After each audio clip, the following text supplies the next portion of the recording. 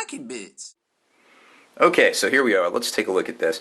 It's actually a very simplistic kit in terms of assembly and things like that. And actual piece count, while high, like I said, it's only got about 5 or 6 different pieces that, maybe less than that when you consider that some of them were just mirrored in CAD or whatever and created and just flipped around and things like that. So like you can see here, it's going to have, similar to your normal drop pod, it's going to have some doors, quote unquote doors, which they're not doors, they're halls, because you deploy from underneath it in the assault reticule or whatever they call it on this particular actual model here. So you've got the bottom, the assault portal, which is kind of where it gets the name Kharybdis from, the whirlpool, Cilia and all that from mythology. So you've got these pieces here that basically go around it. They're very symmetrical, and they're definitely quick to point out to make sure you remove these shims, which actually help the models fill as the resin's coming in from the top here. When they're pouring it in, it actually gets a nice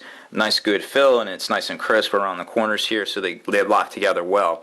Because one of the things that you may have noticed about the actual plastic drop pod itself is that it's very hard to put together if you do not trim it down to the very smallest detail, because the tolerances on the kit is so small because they designed it with CAD that you run into problems if just one little thing is misaligned on the drop pod, the plastic one.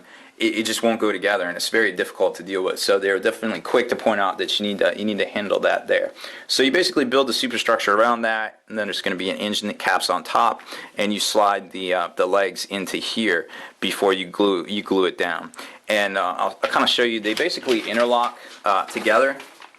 Because I was wondering how it would support its weight and things. Because the Dreadclaw, I had a Dreadclaw in the past, and it was notoriously terrible, to say the least.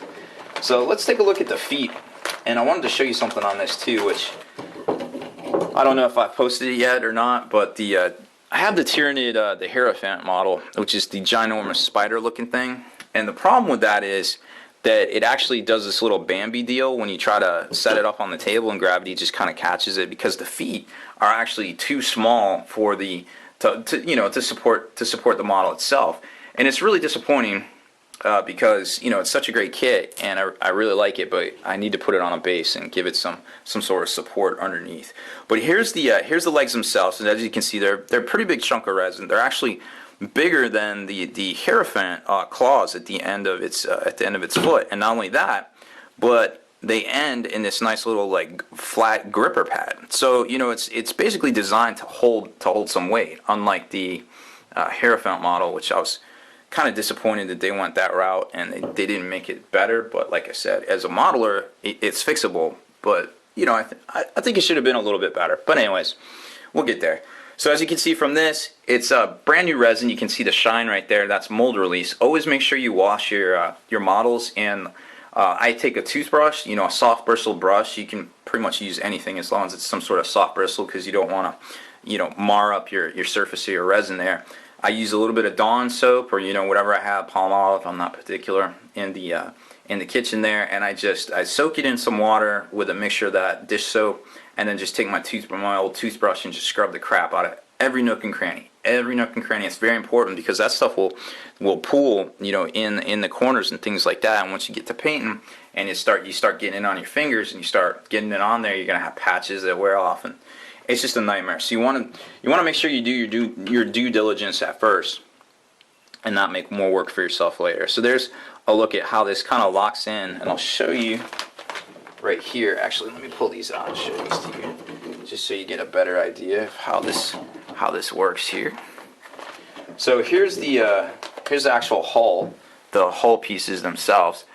And you can definitely tell they're very well detailed. You got the vent grooving there. You've got some retro thrusters, some omnipods, some OMS, orbital maneuvering system kind of thing there. I don't know what they call them. Just using some terms I've come to know through the years myself. And just some grabber claws here, just to lock into those space hulls of ships as it delivers its cargo of Astartes into the ship there. So there's going to be actually 4 of these pieces, and there's another one that's very similar but yet distinctly different, and we'll show you that in a second. So like I said, these are pretty cool, and they all lock together in a similar fashion around that assault portal. Of course, I can't do it here because the resin sprue up there, but you kind of get the idea. So what the instructions say to do is, you see this ribbon right here that you basically just kind of lock it into, and it looks like you push down and you can pull up, and it'll actually kind of lock in there in whatever format you want. And even like this, it seems to hold its weight, which is really cool. And like I said, I'm super impressed with this kit. I mean, I'm barely holding it down on the table, and it doesn't even look like it wants to pull, you know, very much topple over or anything like that. So it's a pretty cool kit, and I'm very impressed with it, from the design to the execution, knowing the problems of the past with things like the Hierophant and the Dreadclaw itself, that I just didn't spend over $200 on this model to have it suck. So here's the other piece I was talking about there, and obviously you can tell what's different. It's got the flight stand, I guess, keyhole, for lack of a better term there. So you can lock in, you can kind of do the thing where it's like like that, and kind of locks into the hull there. Or I think there's another way. I think it will, I forget the other way you can actually position it. I've seen it done, well, I guess you could have it on its legs too. But either way, it's pretty cool. I would kind of like to display it as a portal, but not seeing any of the rules for it yet. I don't really know if there's any difference between the two, if there's two different, modes of flight, I guess flight modes, so to speak. Who knows yet, but there's always those things there. So the next thing I want to show you is the actual wings and the top engine section itself, and the assault portal, which is a really cool looking piece, and let me pull that out here in 1 second. Okay, so here's the rest of the kit here, and I actually had to change the battery real quick because we're getting a little short. We're getting a little short on time there, so I had to cut. But anyways, here is the kit, the rest of the kit here, and it's got a ton more pieces. And I'm just gonna I just want to show you two of them that actually matter. These are the multiple rocket pods themselves, which are pretty cool looking, and I wish I had some spares of these that I could use for just about anything, because they are really neat. And they've got this little pivot plate here, which I think they actually lock into a certain spot on the Kharybdis on the wings here, which there's I think five of these pieces here, and they lock in like this, and then the missiles go right in there. And obviously I got to be careful gluing them in, because I don't want them to lock in place or glue in place. I want to be able to direct my my fire here. So that's going to be a challenge. Might have to pin that, but either way, it's very minimal. Normal stuff we're used to as hobbyists, I suppose. And here's the engine cap with the all sorts of thrusters and things like that, in all sorts of different directions. It looks like some atmospheric intake vents here, as well as some rocket thrusters, and maybe an afterburner. I'm not even sure how that works in the far future, but apparently it does on a lot of different vehicles. And like I said earlier, here is the first kit I've ever gotten from Forge World that came bubble wrapped.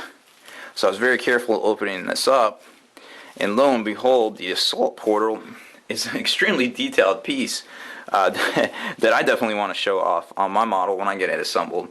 So take a look at that. It's very good that they bubble wrap that, because there would be a lot of problems with that if they didn't, getting across the Atlantic Ocean, and quite possibly other oceans to other areas of the world that play this game. So there you go. This is basically forms the base of the kit, and everything kind of goes up from there. And it's like I said, it's a really dynamic part of the model. And of course, that's where I suppose the Kharybdis name actually comes from. But nonetheless, very stunning, very cool model. And once again, Forge World has upped the resin game. So I'll just put that down right there. So that's pretty much it for this one. It's like I said, it's a great kit. It's very detailed, super exciting, all movable parts. Pretty much everything you ever want in a toy soldier, it's all in this kit. So if Marines are your thing, definitely treat yourself to one of these babies, because I can't really find much wrong with it, to tell you the truth. And I'm all in on this one. This is a great kit. So kudos to Forge World for putting out another dandy. Make sure you stay in the trenches, subscribe to this YouTube channel, check out the blog, blog.spikeytobits.com, and listen to our podcast, forgethenarrative.com. Spiky Bits.